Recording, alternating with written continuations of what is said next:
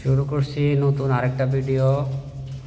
আজকে এই এসডিবিটা নতুন করে সাজাইলাম। তো দেখেন আমি কিভাবে এসডিবিটা সাজাইছি। আজকে এসডিবিটা একটু ভিন্ন রকম করে সাজাইছি। এই যে এই চারটা সার্কিটের লোগো উপর দাগাচ্ছি, পাওয়ার এই সাইড নিচের দিয়া পাওয়ার আউটপুটগুলো দিছি। তারপর এই কয়টা সার্কিট ব্রেকারের আইপিএসের জন্য যে কয়টা সার্কিট ব্রেকার লাগাইছি আমি, এগুলার লোগো আমি নিচে দিয়ে গাচ্ছি। আর আউটপুট আমি এই যে উপর দিয়ে দিছি। এই যে এটা হলো আমার আইপিএসের মেইন পেজটা আসবে এই সার্কিটে 10 অ্যাম্পিয়ারে। এটা অন করলে এগুলাতে আমার লাইন আসবে এই পর্যন্ত আমার লাইন আসবে।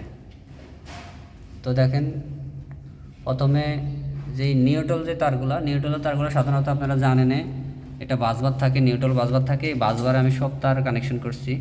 নিউট্রালের যে তারগুলো দেখছেন সব তার আমি বাসবারে এই যে কানেকশন করছি। এখান থেকে এখানে একটা শর্ট করছি।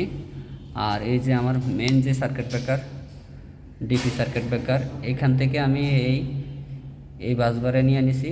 এই বাসবার থেকে এই বাসবারে চলে গেছে, ঠিক আছে। অতএব আমার নিউট্রাল সব শর্ট হয়ে গেছে গা।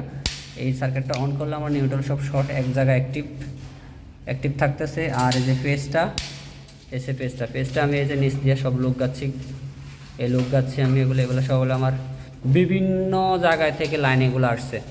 যেমন এসি থেকে, গিজার থেকে, সুইচ বোর্ড থেকে, ফ্রিজের পাওয়ার থেকে, তারপর কম্পিউটারের পাওয়ার, বিভিন্ন জায়গা থেকে আমার এই লাইনগুলো আসছে। আমি প্রত্যেকটা আউটপুট আমি এই যে উপর দেওয়া করে দিছি।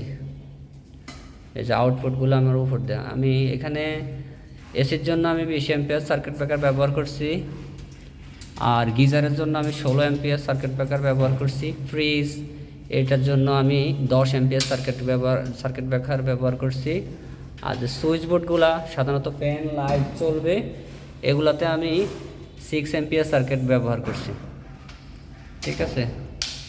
তো দেখেন কিভাবে প্রথমে আমি কালো তারগুলো বাসবার করলাম, তারপরে আমি লাল যে তারগুলো আছে সেগুলো আমি সার্কিট করলাম, তারপরে হলুদ তারগুলো আমি সার্কিট করছি আইপিএসের জন্য আলাদা।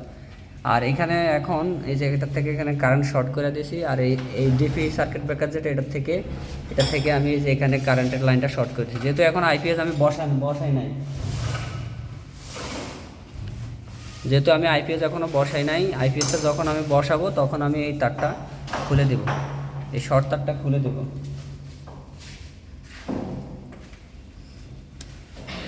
এই তারটা খুলে দেওয়ার পরে আমি এই যে আইপিএসের যে লাইনটা এটা চালু করলে পরে অ্যাক্টিভ হবে। এখন আমি আপাতত এই সার্কিটটা অফ রাখবো, কারণ আমি যেখানে আইপিএস বসাবো ওইখান পর্যন্ত আমার লাইন চলে যাবে যদি আমি এটা অ্যাক্টিভ করে রাখি। তাহলে আমি এটা অফ করব, অফ করে বাকি যে সার্কিটগুলো আছে এগুলো আমি সব অন করে দেব। এই সার্কিট সবগুলো অন করে দিলে কিন্তু লাইন চলে যাবে। এই যে এগুলো আমি সব একটা করে অন করে দিচ্ছি।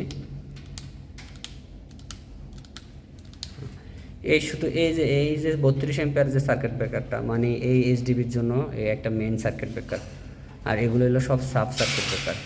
তো এই সার্কিট ব্রেকারটা অন করলে সবগুলোতে লাইন যাবে, আর যদি অফ রাখি তাহলে কোনোটাতে লাইন যাবে না। তো ঠিক আছে, দেখেন এরকম নতুন ভিডিও আপনাদের মাঝে দেওয়ার জন্য চেষ্টা করব। আমার ভিডিওটা যদি ভালো লাগে অন্তত একটা লাইক হইলে দিয়ে যাবেন। আজকে এই পর্যন্তই, ভালো থাকেন, আল্লাহ হাফেজ।